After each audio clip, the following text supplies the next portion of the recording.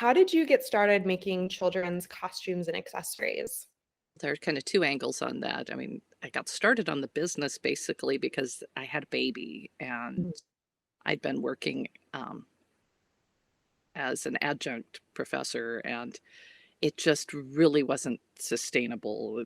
Anything I do, I throw myself into too much, and I couldn't balance that with having a kiddo at home. So I, but when I was at home, I needed something to do. So I picked up an old hobby of sewing, and the business kind of followed from there after a couple of years. The costumes and accessories, I started off honestly making things that friends asked me for.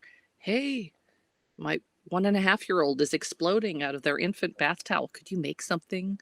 Or my daughter's having a birthday party and the theme is superheroes and we're going bowling. Could you make something that we could have as a party favor? And so superhero capes got started. So some of the things started as requests from friends and discussions with other friends. Well, what would make a costume just awesome? But I think some of it is just I've always loved making things. I love sewing. It's very soothing.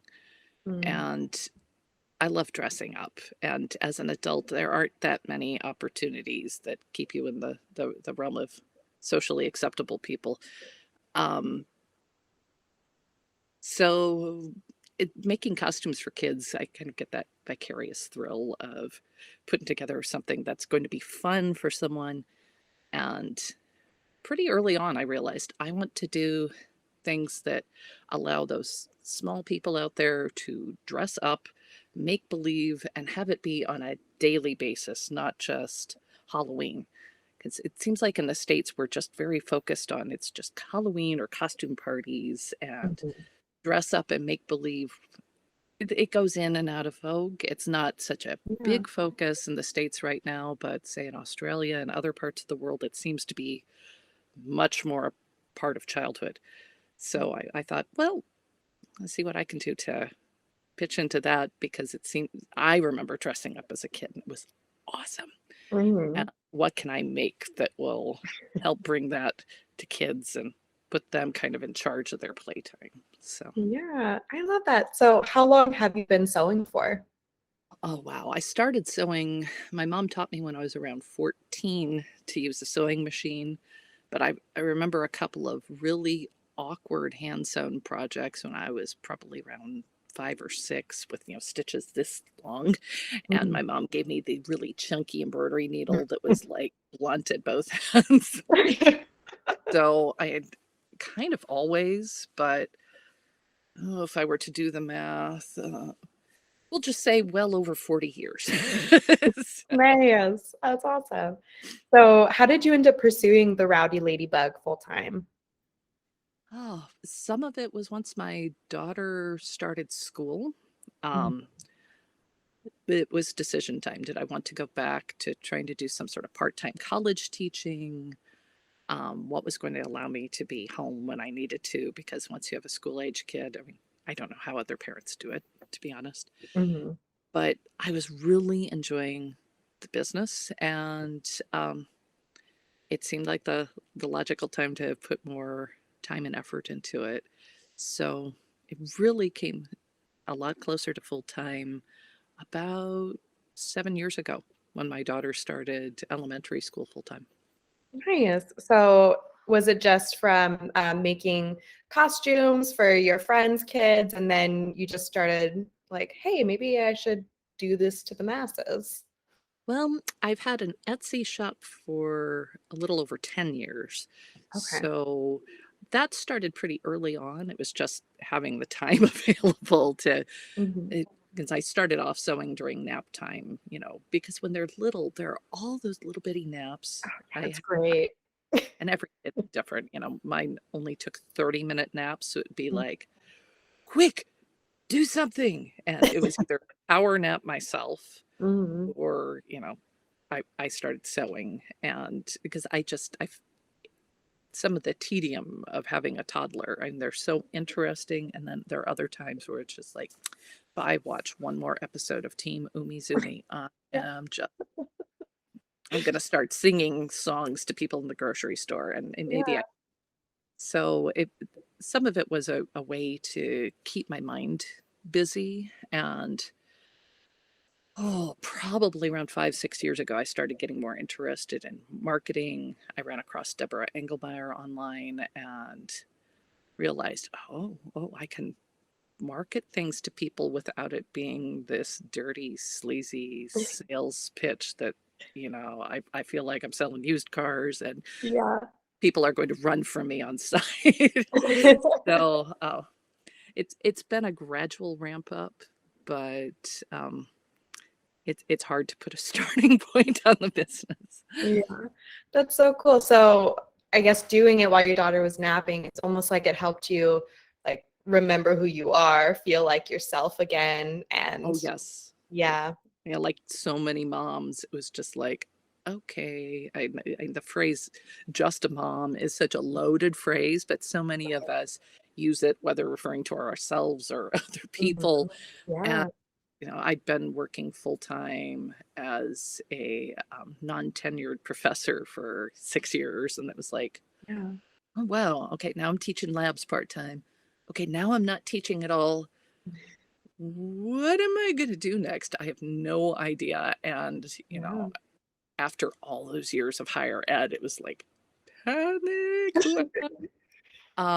So it really helped to start just focusing on something creative that was totally unrelated to every job I'd had before, yet could draw on some of the skills. A friend wants a tree frog towel. Well, what parts of a tree frog do I want to capture for this? And so I would study Yeah.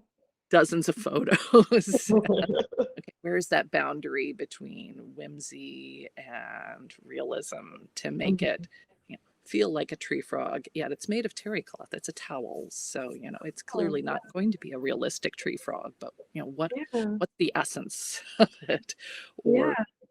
wow, I want to make superhero capes, but if I were to sew them in advance, what logos are kids going to want on them? I don't want to do commercial characters, and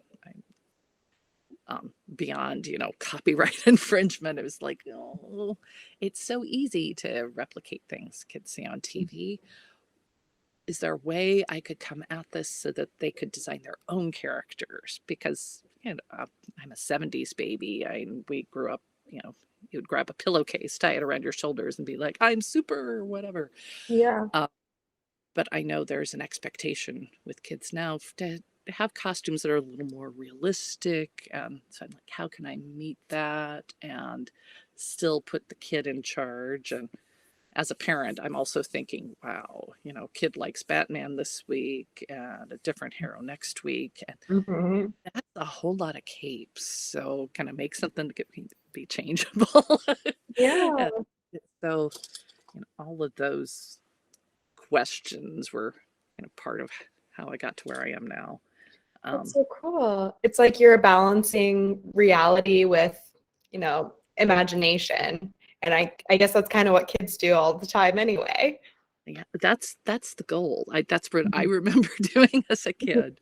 Yeah. I didn't think of myself as a very imaginative kid at the time, but I would get so immersed. I remember playing with Play-Doh and being Mhm. so immersed with all that clay and the little molds. I had a bake shop set of molds, and I could smell those croissants. And it was funny how the odor of Play-Doh suddenly transformed into baked good. And it was like, oh, wow, did that just happen? And it was kind of one of those, what's my brain doing? Yeah. But there's something wonderfully transformative about being an imaginative kid. I think it gives you some soft skills that really are useful well into adulthood. I'm not necessarily being limited by, well, what do I see in front of me? What can I do Yeah, with it? I'm thinking bigger, even being confident. You kind of have to be confident to play make believe. absolutely. Yeah. I was You know, just gonna say that kids, I mean, encouraging them to be themselves and to be creative, I mean, that's what's gonna really help them in life instead of thinking like, oh, I'm not enough, or my ideas aren't enough, or I need to conform to the people around me. It's like you're really encouraging them to embrace things that light them up and they're passionate about, which is exactly what you're doing. And that's the greatest thing you can do for kids. Like, and there's even some research out there. I mhm. collect these little articles when I can find them. Yeah. I'm not an education researcher. I taught biology.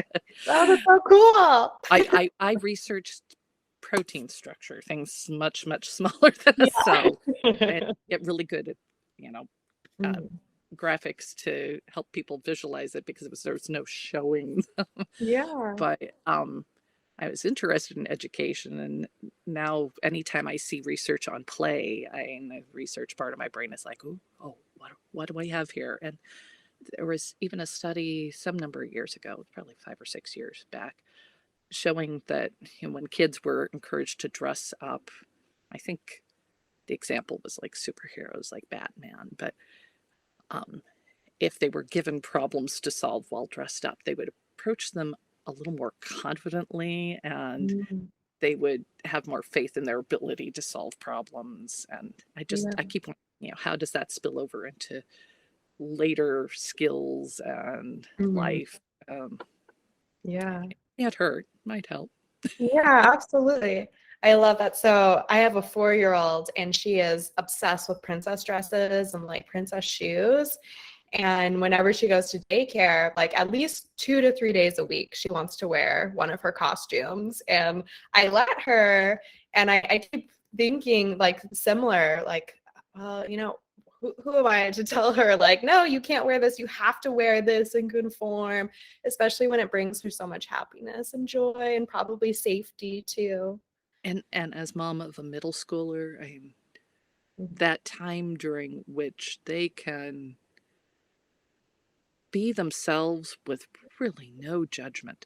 It's Yeah. so short, and it's Yeah. like, oh man, kid, let that flag fly. Yeah.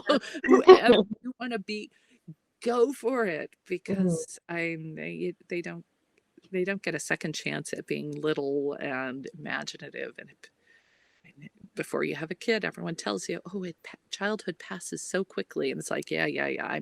I'm elbow deep in diapers and bottles. Just Yes, like, please. back off, Yeah. Florence. But I just need sleep. Yeah. yeah, but it is. Yeah, I mean, you're a couple of Yeah. years into it, and you're like, "Wow, did I blink? How did I Yeah. get?"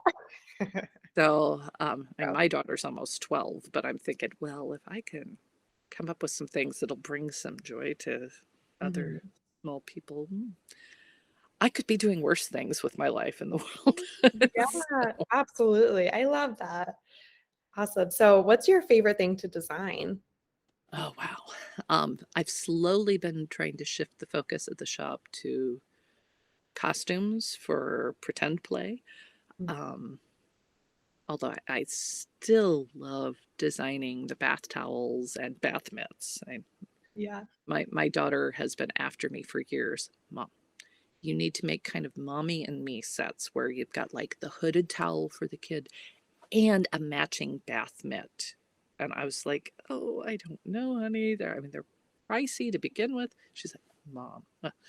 Last year, a customer asked, "Do you sell these in sets?" And I'm like, "Hmm." That's a really good idea. I'm fleshing those out a bit, and I loved Yeah. that process partly because a couple of years ago I figured out how to digitize for my own embroidery, so I can come up with my own designs Mhm. and execute them. So the first thing I did totally from scratch on my own was a raccoon bath mat, and so that one's always very special to me. Now that I've got those skills, I'm starting to apply them a little more in the realm of costumes, and I think the costumes really are my favorite thing to design at this point because I've managed to come up with enough materials that I can keep finding ways to turn costumes into things that kids can embellish on their own Mhm. and change up from play session to play session. That's what really gets me passionate. I'm like, okay, how do I put the kid in charge of playtime? So it's Yeah. just, wow, my favorite aunt got me this awesome costume of my favorite character from TV or a cartoon or a movie. And granted, kids will be imaginative and can, put on a coat and it will become, a spaceman's encounter suit or Mm. a doctor's coat, or kids can imagine a costume to be anything. But I'm like, what if I could bootstrap that a little bit, give them a bit of an advantage where the costume demands to be decorated and changed up to help get that creative process started so that it's really child driven. So the costumes are my favorites now because I found enough stuff that I can.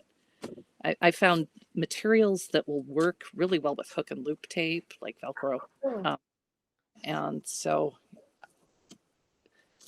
I can do things like I Oh, have a cool. hat where the brim tucks up and it's okay. Now it's sort of a cowboy hat, or Yeah. you tuck it up in another place. Okay, one direction, it's a pirate hat. Another direction, it's kind of a colonial hat. And I know not many little kids are watching Hamilton, but their parents are. And, It's so I'm Paul innovative. Revere. Yeah. But then, things to decorate these with. So little Velcro backed patches. What a like unique and innovative idea. It's fun. And that's how the cape sets work too.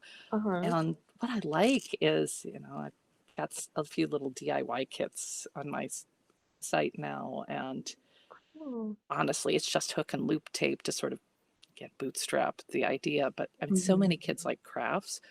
You Yeah. make a thing, you stick Velcro on the back of it, and it will stick to these costumes. And so then the kids really are the creators. They're not Yeah. limited just by what I envision and sell, and they can take that foundation I make and do bigger, more creative things with it. Uh, Yeah. so really designing costumes has become a favorite for me now. Trying to figure out challenges around sourcing for materials that just aren't that common. Mhm. I love the challenge of that. Yeah.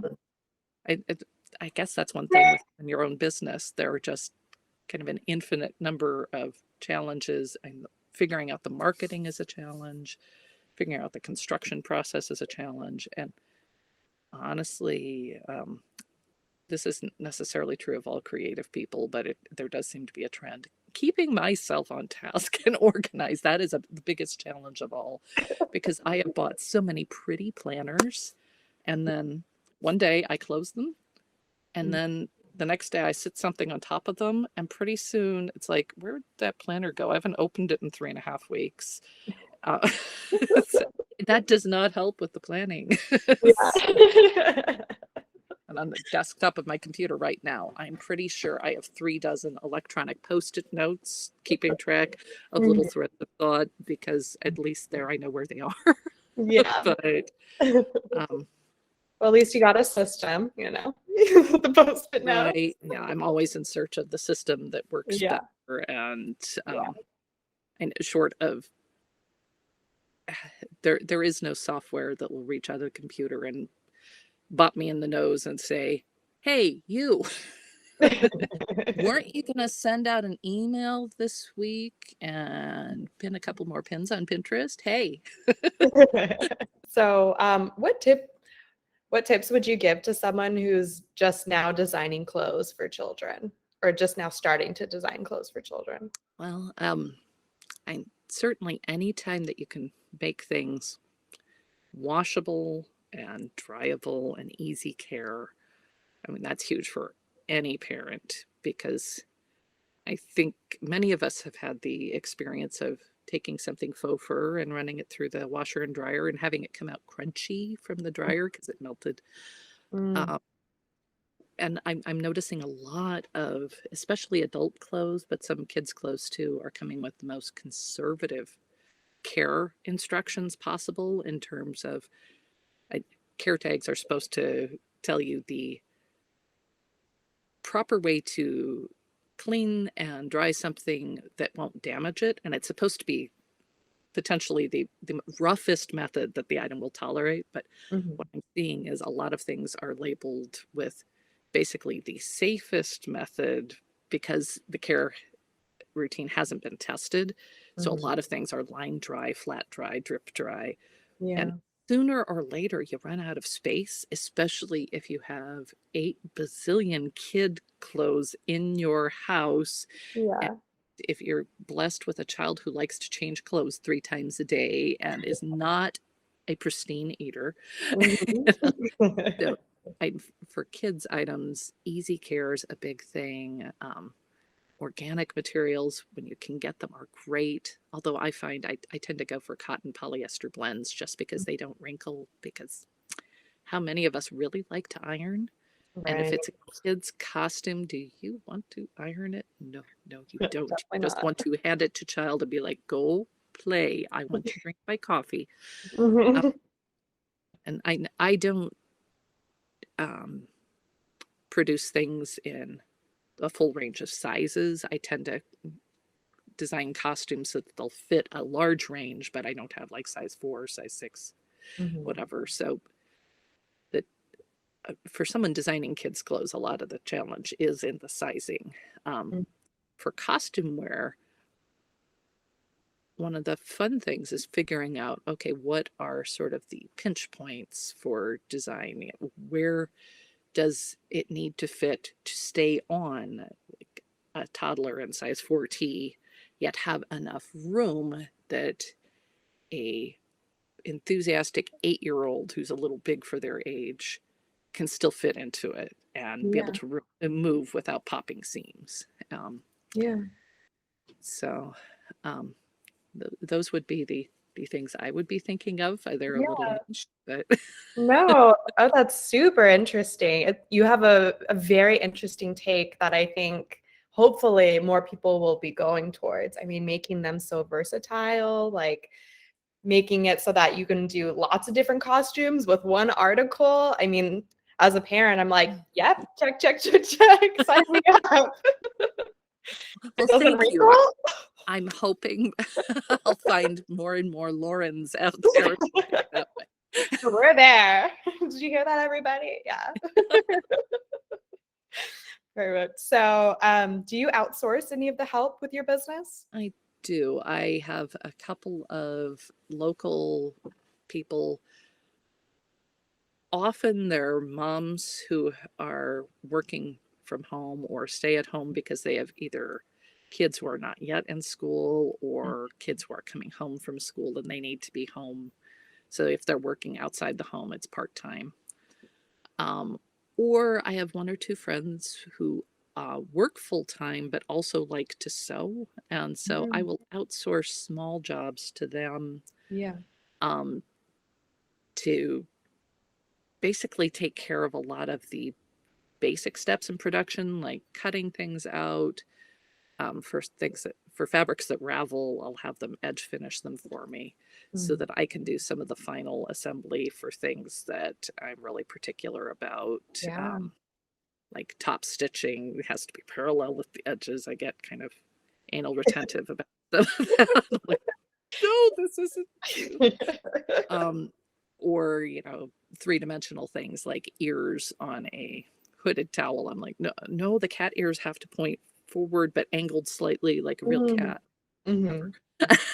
No, But that's probably why I, you're so good at it though. You I, have that I, attention. and I do outsource a fair bit. I'm slowly gearing up the courage and sets of instructions to be able to outsource some of the more detailed tasks. It helps to have been a teacher. I trained a bunch of teaching assistants in one of my prior jobs, and it's like, okay, how do Yeah. you boil down this step to the basics? So, Yes. and as a crafter, some of it is, well, what am I even doing when I make that? I just Yeah. mush it until it works, but how Mhm. how do I codify that another human can do this? Yeah. Also, tend to hire part-time college student from the local college Mm. to help me with some office work or often by luck, they often tend to be psychology students with an art minor or Ooh, yeah. and I'm like, how do you feel about a paper cutter today? You know, or blue dots? Yeah. Anyone? And they're willing to do just about anything. I'm so thrilled because they always seem to say, "Oh, it's just fun to come over here because I'm not having to study or take notes in a lecture or do Mhm. homework. This is a break for me." And I'm like, "Really? Awesome." I love that. But I outsource a little. I wish I could outsource more. Uh, Yeah. Finding good seamstresses is always a challenge. So far, I seem to be training people kind of from scratch, Yeah. just because what I do isn't really parts of what I do aren't traditional garment sewing. Mhm. So, I mean, even the way I use a serger on toweling is not something that people tend to think of with a serger. So, it's a bit of a challenge, but I know if I'm going to grow the business, I have to get more comfortable with Yeah, outsourcing. I, absolutely. when I can find people who are willing to do the work, because sometimes it's tedious, and I'm trying to pay a good wage, but it's part-time piecework. Mhm. So it does make me happy to be able to feel like I'm keeping some money in the community and paying other Mhm. people who really can use it. And Yeah. so there's some pleasure in that, but still Mhm. early stages. Yeah. Well, I love that you are outsourcing because when you own your own business, I mean, you're wearing so many hats, and especially in the beginning, you're trying to start making money. It can be really scary hiring on help, but I mean, it can really take some of those burdens off your shoulders so you have more time and energy to put into the things that you yourself need to be doing to make your business special and thrive. And it's only so exciting to make the same item for the Yeah. 24th time. I get a charge out of it for the first few times, and then it's like, Mhm. okay, been there, done that. What's the next Yeah. new shiny thing?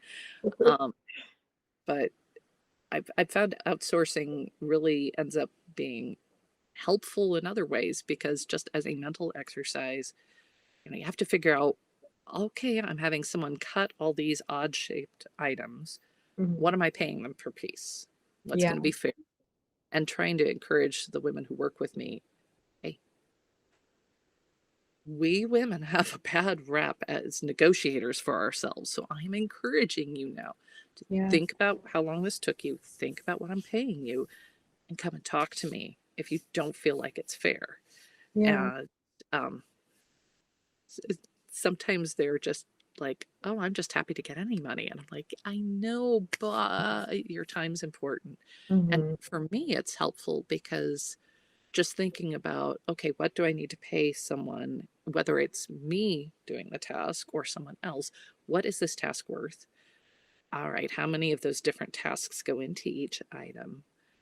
Um, it really helps a lot with the exercise of pricing and figuring out profit because as someone who makes things, it is so easy to fall into thinking, oh, well, as long as I'm breaking even or getting a little out of this, it's so easy to undervalue your work Oh, yeah. and think that, if you're just paying for your time, that's good enough. But that doesn't give you any margin to grow with. Even Yeah. research and development for new products, you need some cash base to be able to buy materials, and Mhm. you can't keep investing your personal finances in it over and over again. Yeah. I broke even my first 2 or 3 years of doing this, and it was like, that was a lot of hours. And yes, I was able to buy myself a new sewing machine and Mhm. some really nifty tools. I mean, that circle cutting tool was awesome, but, at more than 10 or 20 hours a week to just break even at the end of the year, it was like, is this Yeah. just a fancy hobby or do I want it to be a business and get something out of it? I mean, Mm. could I build up enough funds that I could hire someone to sometimes clean my house and do the things I hate to do? Yeah. That's great. So how did you do that then? Make that shift into becoming more profitable? Really, I had to adjust my pricing. Yeah. Good. You started charging what you're worth. Yeah, yeah. And Yeah. it's tricky because, especially if you sell just locally, there's Mhm. a lot of no one's going to want to pay that. Who do I think I am charging that much? But eventually, I, selling online has really helped with that because then you can reach other parts of the country. Like I live in a fairly economically depressed area, southwestern Mhm. Pennsylvania, and we're not bad, but they're it. I think we're still recovering to some extent from the steel mill Yeah. crash. Yeah. And it's there's just not a lot of money down here. Most of my friends and neighbors shop at Walmart. Even I do at times, and Yeah. you know, it's what we can afford. But it's like, Yeah. oh, I'm not my ideal customer, but that customer Yeah. out there somewhere. And if Yeah. that customer isn't out there somewhere paying what I need to charge, Mhm. then maybe I'm making the wrong product or I need to streamline it a little. So, um, selling online has just been a huge help for me and realizing I need to raise my prices so that Mhm. there's something to show for it. And, especially when my daughter was little, she would get so jealous of the craft shows. The week before, when I would be kind of tunnel vision trying to make a bunch of Mhm. stuff, suddenly I'd be like, why are you acting up? Oh, mom has not really been mentally present. Okay, we need to sit down and play and do something fun. And it's like, well, if I'm taking some of that time and focus away from my own family, I really ought to have something to show for it, in Yeah. addition to my personal satisfaction, because I don't get all that time back. Yeah. So, Well, and your products are so innovative and they're so good. And I mean, this goes into our next question, but your reviews on your website, they just rave about the amazing quality. Like one person was like, I've had this for years. I think she said it was like 7 years or something, and they were still like in amazing shape. And so, like, you absolutely deserve to be charging that and to make a profit. I mean, just like the creativity behind your ideas alone, it's so like unlike anything else that's out there. thank So, you. yeah. So going into our next question after that, I mean, what was the process like trying to find high quality items that can stand up to kids' rough and tumble play? And some of it, one part material sourcing and one part construction. Mhm. Um, and it also helps that when my daughter was younger, we at one point when she was 2, we nicknamed her Crash because she just was always full tilt and running into doorways. Uh, um, there are other times that it's like, what is Destructor up to in there? Yeah. I love that. I, she is a beautiful, creative kid, and she was just never the gentlest when it would come to playing. I mean, she wasn't mean or destructive or anything. She was just so full tilt. It'd be like, okay, things need to be strong. Yeah. And friends would bring me, some of the princess costumes and be like, this is all shredded out at the shoulder seams. Could you fix this for me? And so Yeah. I've mended those things and tried to figure out how are we even going to salvage this? Because there are shreds of shiny fabric threads sticking out everywhere. What do I do? So Yeah. some of that has gone into my thinking about construction, where, okay, if a kid does this to it, Mhm. is it going to pop or shred? What is a kid going to do? And having my own little boundless energy machine here at home, I was like, what's she going to do? And so that helped, some amount of testing it myself. Okay, I sew a seam in terry cloth. And, when it's in a towel, towels seem so durable, but all you have to do is cut a Mhm. piece of terry cloth and suddenly it is this fragile thing where all the little loops fall out and the edges start raveling and, and Yeah. it's like the Charlie Brown Christmas tree where suddenly bits are falling off of it. So trying to figure out processes and Yeah. honestly a lot of trial and error. Mhm. some investment in new equipment. And to be honest, when it comes to sewing, I'm pretty good at finding ways to misuse my equipment. This is not typically done. Can I do it anyway? Yeah. Can I add a top stitch needle to this? What'll happen? What if Yeah. I tighten this thread? Or what if that one? Or Yeah.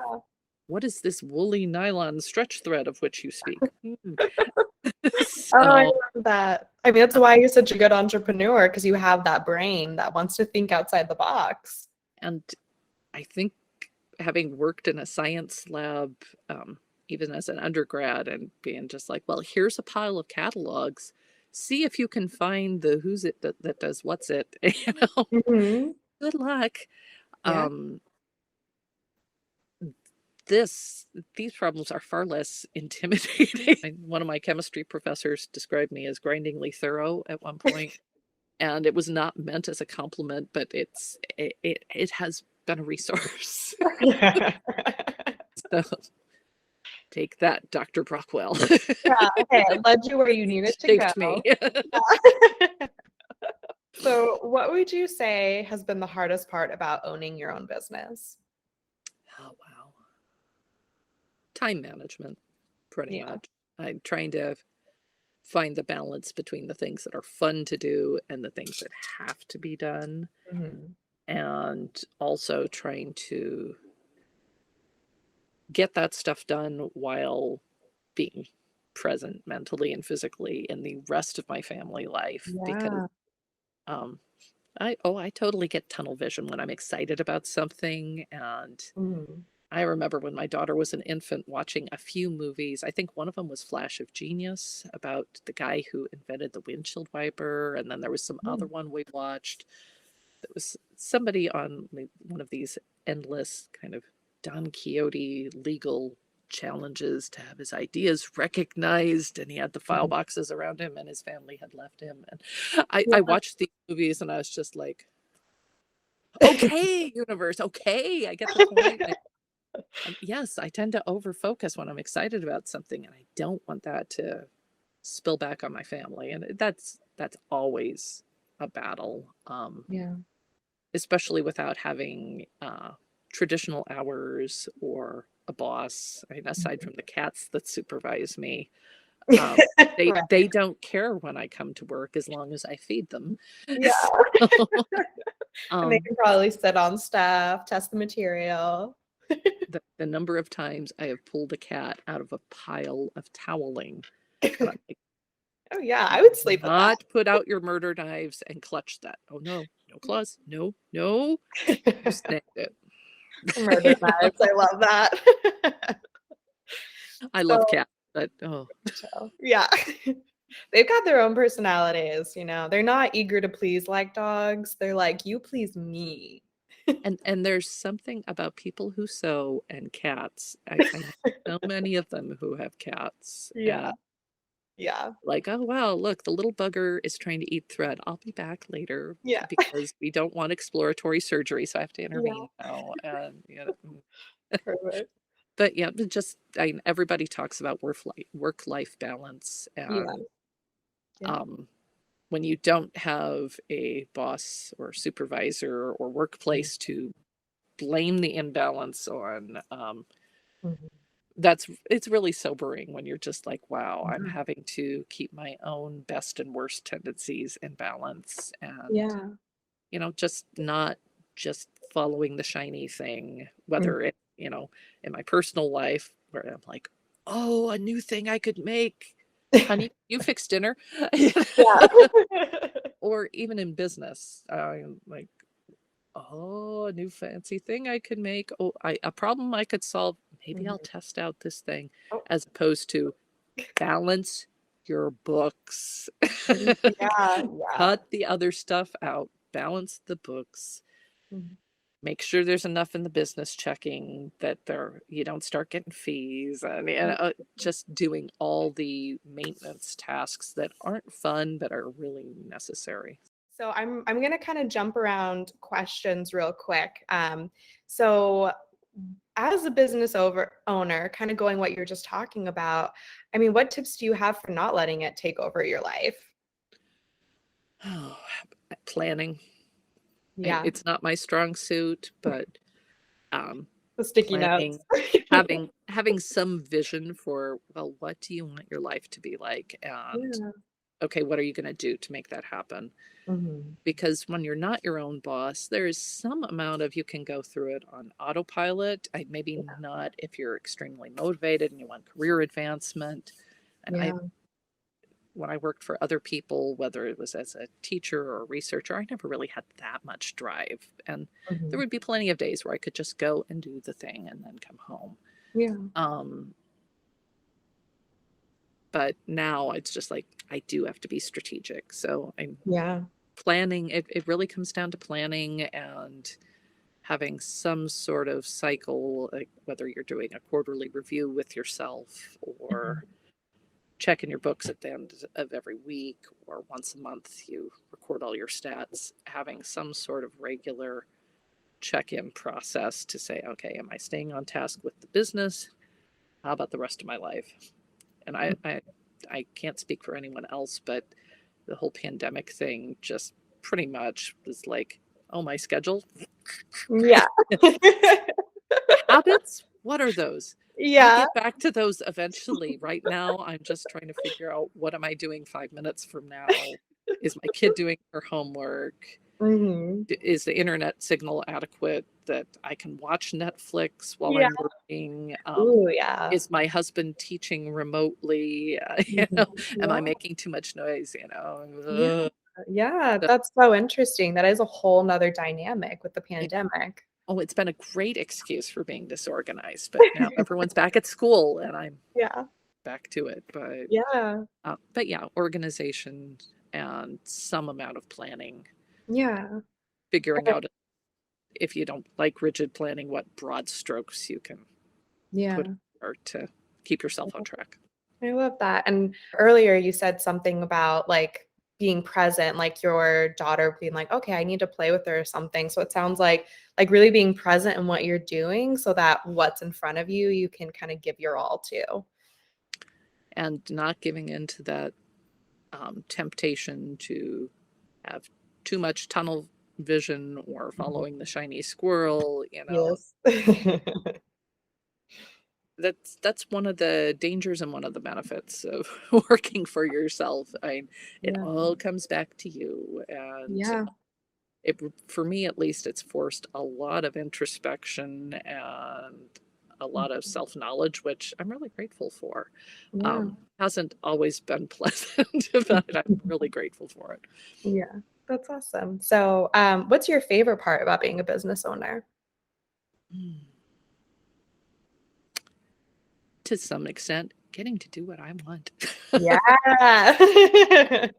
I, I don't worry now about my carbon footprint. Mhm. It sounds so silly, first world problem here, but I Yeah. was driving probably about 40 miles each way every day, Wow. 5 days a week to work when I was teaching. And it's like, wow, I'm using a ton of fuel. Mhm. Of course, then I had a kid and Mhm. she liked to nap in the car. And Mm. when you have the sleeping baby, you do not turn off the car. You do Yep. not do anything. It was just like, yeah, carbon footprint. Yeah. but um, but being able to work from home has been wonderful. Mhm. Having a flexible schedule so that I can be here when my kid gets home from school, yet still be doing some work, check in with her about her day at middle school, and be present without getting in her way because tweens just get so touchy about, this is my Yeah. stuff. You're not looking at my stuff. I'm like, really, honey? You're watching streaming video of someone playing computer games again, right? Believe me, I have no interest in spying. Yeah. But I still get to be around Yeah. and um, more available to my family, Mhm. and just the flexibility to pursue new things is wonderful. And all the mental challenges. And I guess I don't really have one favorite thing about having my own business, but it's been great. And then there isn't the added layer of, do I have a supervisor and an employer that I agree with or that I get along with? It's just less stressful in a lot of the social ways. Yeah, So, absolutely. So why did you decide to use Tailwind? well, since I'm selling online, and once the pandemic hit, it was like, I'm not doing craft fairs for a while Yeah. until I feel like, that's a good idea. And I have a kid who's not quite 12 yet, so she hasn't been vaccinated. Mhm. And for a while, I was like, I don't know, is my going to an event and encouraging other people to congregate in large enclosed places, is that really something I want to do? So I just decided, well, this is going to force me to take my sales online. I've Mhm. been wanting to do this. Now I'm going to have to focus. And you might guess that focusing on something is not my favorite. Um, so as part of that, I needed to do online marketing, and Pinterest seems to be a great way to drive traffic to a website through pins. And Pinterest is frequently changing. They're always trying to refine how their platform works and their goals for it. And it's gone through cycles of, you should have a few hundred pins in this time period, or versus you should have 10 or 15. But whether it's, one a day or 100 a week or 100 a day, Yeah. it takes a lot of work to keep that rolling, and having some sort of scheduler like Tailwind is almost essential if you're going to pin on Pinterest for a business and have time and focus to do anything else. Yeah. Um, so that's what got me started with Tailwind, because it seemed to be a really good platform for doing that. I knew a few other makers who were using it. That was sort of the motivation to get started, and I'm finding out the things that they're adding to the tool, like Tailwind Create. I'm Mhm. still only dipping my toes into that, but it's like, Mhm. huh, that took my picture and made 62 different graphics with it. Yeah. How do I feel about that? Are there some that are pretty? What am I going to do with that? Yeah. Oh, the dizzying choices. Mhm. But I've used a few of them. I'm not consistent enough with pinning to really dig into stats just yet. I'm hoping in the months that come, I'll have that. I'll have enough pins out there that I can start comparing the performance of various ones. And once Yeah. I can do that, I know my inner researcher will be like, "Oh, data. Oh, Yeah. what's going on here?" But right now, my own internal statistician is just like, dude, you're only getting 300 visits a month to your site. You don't have enough data yet to even worry about stats. Get to work, get pinning. So, but I like it that Tailwind, once I fill up that schedule with pins, it will keep pinning, and I don't have to stay focused. It will Yeah. just carry out the schedule for me. And Mhm. as long as I can get myself focused often enough to keep that scheduler full, it Mhm. really gives me a lot of leeway, a lot of creative freedom to mess around with my schedule doing other things, and not, Yeah. that's one ball I don't have to worry about dropping. Yeah, absolutely. So what's your favorite Tailwind feature? Oh boy. Um, really fond of the interval, setting an interval for pinning so that I can have it pinned to one board and then wait some time to make Pinterest happy, Mhm. or what we think it does right now, and then Yeah. pin it to the next board and the next. And the Yeah. way that that can populate a calendar so quickly, I love the interval scheduling and being able to set a date for that to start and just be Mhm. like, okay, Yeah. I know my calendar has stuff in it. Back in April, I remember I have things on my calendar through October. And just a feeling. And now I'm like, it's October. Yeah. Get back to working. But just honestly, that it keeps working even when I'm not poking Yeah. at it is just Yeah. a beautiful thing. Incredible. Perfect. And lastly, what's next for the Rowdy Ladybug? More costumes. Still playing around with design for sort of a knight, king, queen costume with a tabard and a place for like a design it yourself coat of arms or something on it. Cool.